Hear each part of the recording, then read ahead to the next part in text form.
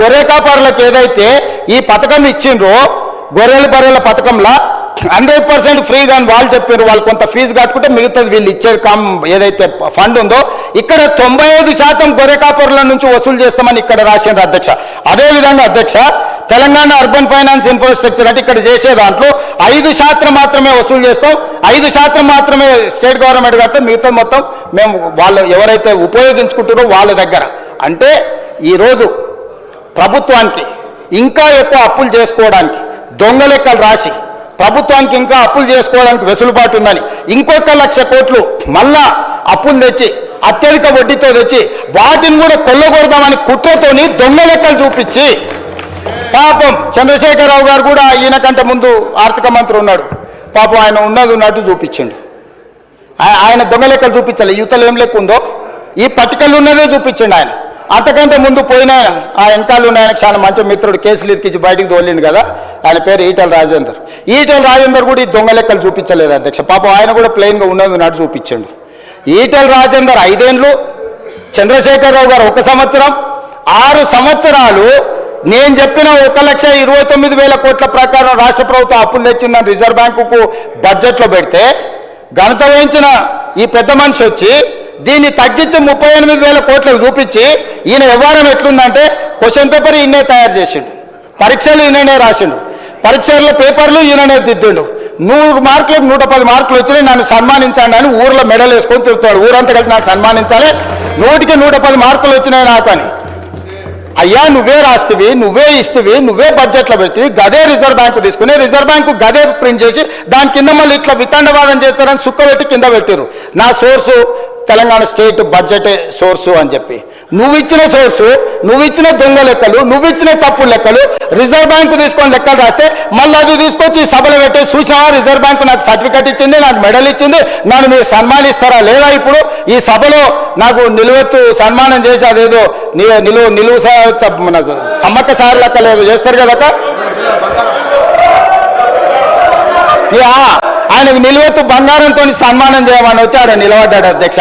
Height కూడా తక్కువ లేడు, ఒకవేళ అట్లా చేద్దామన్నా. అంటే నేను అడిగేది ఏంటి అధ్యక్ష అంటే మీరు ఇచ్చిన తప్పు లెక్కలు మీరు ఎంతకాలము తప్పుదో పట్టిస్తారు, ఇంకెంతకాలం ప్రజల్ని మోసం చేస్తారు, అబద్ధాల లెక్కలతో ఎంతకాలం ఈ ప్రజల్ని మభ్యపెడతారు? నిజాలు ఇప్పటికైనా గ్రహించండి. నా రిక్వెస్ట్ ఒక్కటే, ఏం మించిపోలే, 10 ఏళ్ళు మీరు ప్రభుత్వాన్ని నడిపిండ్రు, ప్రజలు మాకు అవకాశం ఇచ్చారు, మమ్మల్ని ఊపిరి తీసుకొని అప్పులేడునే తప్పులేడునే మమ్మల్ని చూడనియండి, సర్దుకొనియండి మమ్మల్ని అసలు కూడ తీసుకోకముందే, చేతులు కాళ్ళు దగ్గరికి తీసుకోకముందే ఎట్లనే చేసి రెక్కలు ఇరిసేయాలి, వీళ్ళని ఎట్లనే చేసి వీళ్ళని బద్నాం చేయాలి, వీళ్ళని ఎట్లా చేసి పని చేయనియొద్దు. అధ్యక్ష వాళ్ళు ప్రభుత్వాన్ని 10 ఏళ్ళు నడిపారు అధ్యక్ష. నేను సూటుగా అడగదలుచుకున్నా, నేను అంటే ఆవేదనతో అడుగుతున్నాను, నేను కోపంతో వాళ్ళ మీద కోపం అనే పదానికి వాళ్ళకి అర్హత లేదు, నేను కోపపడేటంత. అధ్యక్ష కొడంగల్ మీ అమ్మమ్మ గారు రావునా అధ్యక్ష? మీ అమ్మమ్మ ఊరు కొడంగలే కదా, ఆ ప్రాంతం ఎంత వెనుకబడ్డది అధ్యక్ష మీకు తెలియదా? మీరు చూసింది కదా, కళ్ళతో చూసుకుంటూ పెరిగింది కదా.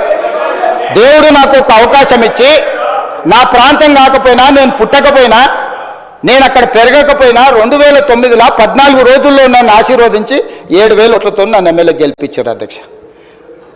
5 సంవత్సరాల తర్వాత అదే ప్రజలు మళ్ళీ నన్ను 14,000 ఓట్లతో గెలిపించారు అధ్యక్ష.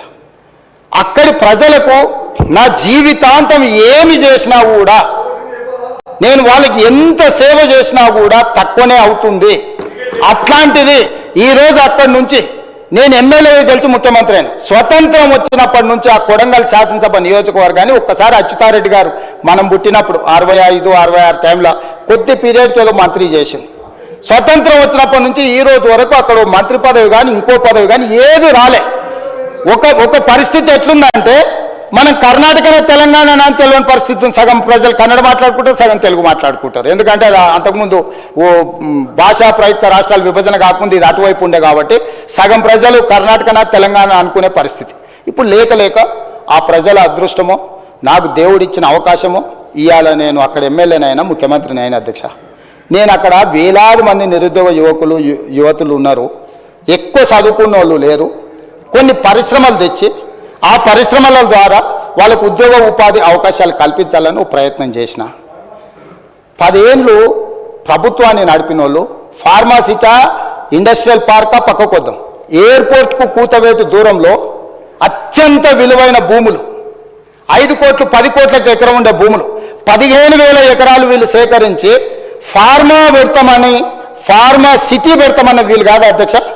హైదరాబాదు నగరం పక్కన ఎయిర్పోర్ట్కి కూతవేటు దూరంలో అత్యంత విలువైన భూములలో వీళ్ళు ఫార్మా కంపెనీలకు కోట్ల రూపాయల భూములను లావాదేవీలు చేసుకొని అగ్గొక్క ఇచ్చి ఇక్కడ వీళ్ళు ఫార్మా పెట్టొచ్చంట. నేను చాలా భూమి విలువ తక్కువ ఉండి నిరుద్యోగ సమస్య శాశ్వతంగా ఉండి వాళ్ళ జీవితాలలో ఇంకా మంచి రోజులు రానే రావా, దేవుడు అనేవాడు ఉన్నాడా లేడా అని దేవుడినే నిందించుకునే అట్లాంటి పరిస్థితుల్లో తాగునీరు లేదు, సాగునీరు లేదు, పరిశ్రమలు లేవు, విద్యా అవకాశాలు లేవు, ఏవి లేవు నా ప్రాంతానికి. అధ్యక్ష, నేను ఒక మెడికల్ కాలేజ్ తీసుకుంటే తప్పు పడతారు, నేను ఒక ఇంజనీరింగ్ కాలేజ్ తీసుకపోతే తప్పు పడతారు, నేను ఒక పాలిటెక్నిక్ తీసుకుంటే తప్పు పడతారు, నేను ఒక ఐటీఐ తీసుకుంటే తప్పు పడతారు, నేను 2 జూనియర్ కాలేజీలు తీసుకుంటే తప్పు పడతారు, నేను 4 రోడ్లకు నిధులు తీసుకుంటే కొడంగల్కే తీసుకుపోతామని తప్పు పడతారు. నేను ఒక 1300 ఎకరాలల్లా ఎంత అధ్యక్ష? కొడంగల్ శాసనసభ నియోజకవర్గంలో దాదాపుగా 3 లక్షల ఎకరాల భూమి ఉంది అధ్యక్ష. 3 లక్షల ఎకరాలల్లా 4 గ్రామాల పరిధిలో, ఒక్క గ్రామం కూడా కాదు, 4-5 గ్రామాల పరిధిలో ఒక 1300 ఎకరాలు తీసుకొని, ఎందుకంటే బోత్ సైడ్స్ నేషనల్ హైవేస్ ఉన్నాయి, స్ట్రాటజిక్ లొకేషన్, ఈ 1300 ఎకరాల పరిశ్రమలు పెడితే ఓ 25,000 మందికో 50,000 మందికో ఉద్యోగ ఉపాధి అవకాశాలు వస్తే వాళ్ళ ఉద్యోగాలతో పాటు ఆ చుట్టుముట్టు కొంత అభివృద్ధి జరిగితే నా ప్రజలకు మేలు జరుగుతుంది. నన్ను ఇంతగా నేను ఏమైతానో, నేను ఎక్కడి నుంచి వచ్చినో తెలియనప్పుడు, నేను ఎలాంటి వాడినో తెలియనప్పుడు 15 రోజుల్లో గుండెల్లో పెట్టి చూసుకొని భుజాల మీద మోసుకొని 7,500 ఓట్ల మెజార్టీతో నన్ను ఎమ్మెల్యేని చేస్తే ఇవాళ నా చర్మం వచ్చి వాళ్ళకి చెప్పులు కుట్టించినా కూడా తక్కువనే అధ్యక్ష. అట్లాంటిది నేను విశ్వాసంతో ఆ ప్రాంతాన్ని అభివృద్ధి చేయాలి, అక్కడ ఉండే నిరుద్యోగ యువకులను ఆదుకోవాలి, అక్కడ విద్య ఉద్యోగ ఉపాధి అవకాశాలు పెంచాలని ఒక 1300 ఎకరాల భూసేకరణ చేస్తే కోట్ల రూపాయలు పంపించి మందు దాగిపించి నా మీద దాడి చేపిస్తే నేను బాధపడకపోతుంటా అధ్యక్ష. నాకు ఇది కొత్త కాదు, ఎన్ని రకాల దాడులు చేసిందో మనం చూసినాం.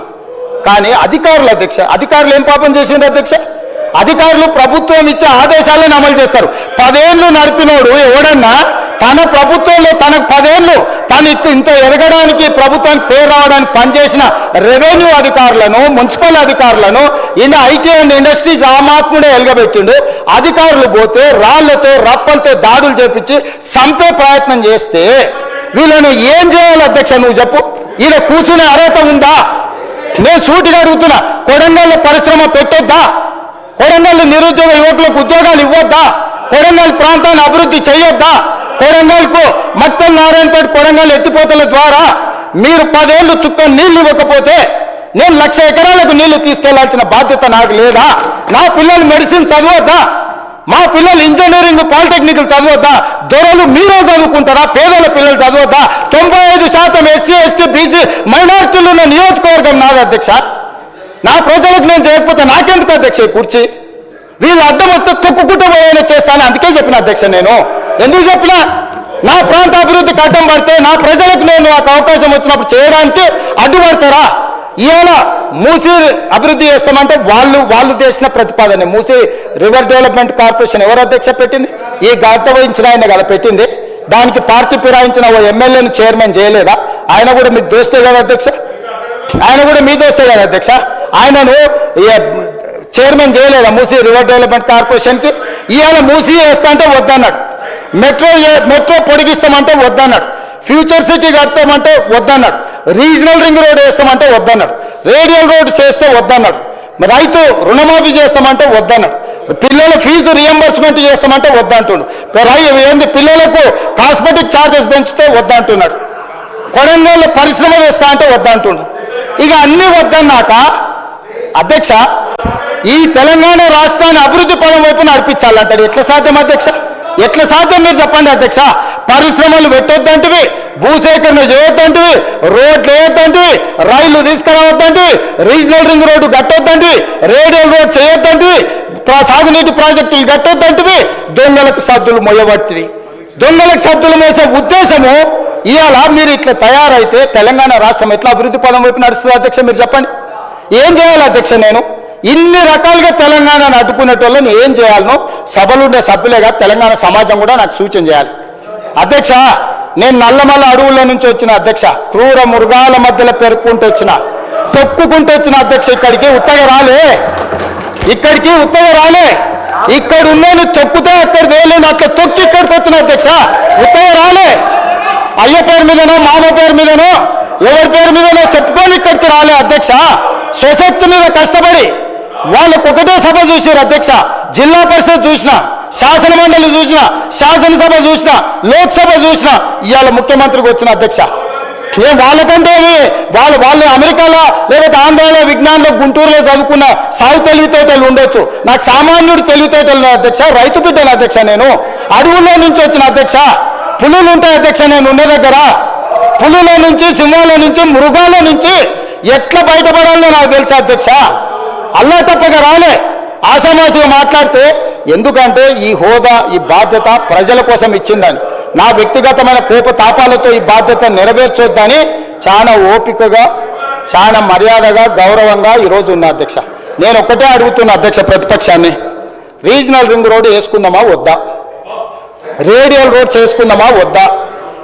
మన ఫ్యూచర్ సిటీని కట్టుకుందామా వద్దా? మూసీని నిర్మించుకుందామా వద్దా? మెట్రో రైలును పొడిగించుకుందామా వద్దా? హైదరాబాద్లో ఫ్లైఓవర్లు కట్టుకుందామా వద్దా? హైదరాబాద్లో టన్నెల్స్ కట్టుకుందామా వద్దా? అక్బరుద్దీన్ ఓవైసీ గారిని నేను రిక్వెస్ట్ చేస్తే, హైదరాబాద్ అభివృద్ధి కోసం is very much concern about Hyderabad development. ఈ not today, he has time and again he has demanded to Rajshekhar Reddy, to Chandrababu Naidu, Rosai, to Kiran Kumar Reddy, including Chandrasekhar Rao. But the then government, they never reacted on old city development. I have told clearly, this is not old city, this is original city. I have to develop original city. That is what my commitment, that is what I am doing. So, ఒక సభ్యులు వారితోని వారు అక్కడ London నుండి యాదృచ్ఛికంగా నేను request చేసి తీసుకెళ్ళి, మనం ప్రపంచ దేశంలో జరిగిన అభివృద్ధిని చూసి మన రాష్ట్రాన్ని, మన నగరాన్ని మనం ఎట్లా అభివృద్ధి చేసుకుందాం ప్రయత్నం చేస్తామని సహకారం అడిగిన అధ్యక్ష. మన టీంను పంపించిన సౌత్ కొరియాకి చూసి రాపోండి అని, వాళ్ళ ఎమ్మెల్యేలను ఆబ్సెంట్ చేయించిండు ఒత్తిడి చేసి. నేను ఆల్ పార్టీ కమిటీ పంపించిన అధ్యక్ష, నేను నా ఎమ్మెల్యేలను పంపించాలి, అధికారులను పంపించిన. ఎందుకంటే ఇతర దేశాలలో జరిగిన అభివృద్ధిని చూడడం ద్వారా దుబారా తగ్గించడం ఎట్లా, ప్రపంచంతో పోటీ పడడం ఎట్లా అనే దాంతో నేను కొన్ని దేశాలు తిరిగి వచ్చిన. తమరు చూసి వచ్చారు, south Korea council chairperson Sukhender Reddy గారు చూసి వచ్చిండ్రు, ఎమ్మెల్యేలు పోయి వచ్చిండ్రు. వాళ్ళ ఎమ్మెల్యేలు పోతామంటే ఆఖరి నిమిషంలో వాళ్ళని పోవద్దని ఒత్తిడి చేసి వాళ్ళని పోనీయలేదు అధ్యక్ష. నేను ఒకటే అడుగుతున్నా అధ్యక్ష, ఏం బుద్ధి ఇది అధ్యక్ష? ఏం బుద్ధి ఇది మంచిదా తెలంగాణ రాష్ట్రానికి? ఇందుకోసమైనా తెలంగాణ రాష్ట్రం సాధించుకున్నది, ఇందుకోసమైనా 1200 మంది విద్యార్థులు ప్రాణాలు త్యాగం చేసి అమరులై తెలంగాణ రాష్ట్రం సాధించుకుంటే, ఆ సాధించుకున్న తెలంగాణను అభివృద్ధి చేసుకునే సోయి మనకు లేకపోతే, సోయున్నోడు చేస్తుంటే కాళ్ళలో కట్టబెట్టి అడ్డం పడి ఇట్లా చేస్తే ఈ దుర్మార్గులను తెలంగాణ సమాజం క్షమిస్తుంది అధ్యక్ష? మీరు చెప్పండి. ఈ ఆర్థిక ఉగ్రవాదులను తెలంగాణ సమాజం ఎంతకాలం భరించాలని నేను అడుగుతున్నా అధ్యక్ష. అందుకే అధ్యక్ష, ఈరోజు రైతు భరోసా రైతుల కోసము, నగర అభివృద్ధి, ఉద్యోగాలు చేసుకున్న విద్యార్థుల కోసము, విద్యను పెంపొందించడము, సాంకేతిక నైపుణ్యము, young India skills university, young India sports university, young India integrated residential schools, ఇవన్నీ వినూత్నమైన ఆలోచనలు. మీరు స్పోర్ట్స్ స్టేడియంలు గతంలో కడితే దేనికి ఇచ్చిండు అధ్యక్ష? సన్బాన్ పార్టీలకు ఇచ్చిండు అధ్యక్ష, డ్రగ్స్ తీసుకునే పార్టీలకు ఇచ్చిండు అధ్యక్ష. సిగ్గులేదు అధ్యక్ష. స్టేడియం క్రీడల కోసం నిర్మించిన గచ్చిబౌలి స్టేడియంలో తాగి ఊగడానికి ఎవరైనా బాధ్యత ఉన్నాడు ఇస్తాడా అధ్యక్ష? అట్లాంటి పనులు చేసి మళ్ళీ ఇక్కడికి వచ్చి వాదిస్తారు, ఇక్కడికి వచ్చి దబాయిస్తారు. ఏంది అధ్యక్ష ఇది? ఇవన్నీ కూడా నేను కోపంతో చెప్తలేను అధ్యక్ష. తెలంగాణ సమాజం ఆలోచన చెయ్యాలి. అక్కడున్న మిగతా సభ్యులకు కూడా తెలంగాణ సమాజం పట్ల కొంత కమిట్మెంట్ ఉన్న పార్టీలు ఉండు. విధి లేని పరిస్థితుల్లో, తప్పని పరిస్థితుల్లో, రాజకీయ విధి లేని పరిస్థితుల్లో ఉండొచ్చు. అట్లాంటి వాళ్ళు సావాసం చేయకండి. వాళ్ళు కేవలం దొంగలకు సద్దులు మోసేటోళ్ళే, తెలంగాణ సమాజం కోసం పనిచేసే వాళ్ళు కాదు. అక్కడ ఉండే మా సహచరులు కొంతమంది ఆఖరి బెంచీల వాళ్ళు ఉండి నాకు కావాల్సిన వాళ్ళు, వాళ్ళకి తెలుసు వాళ్ళ ఆవేదన, వాళ్ళ బాధ, వాళ్ళు కూడా మీకు తెలుసు అధ్యక్ష. విధి లేని పరిస్థితుల్లో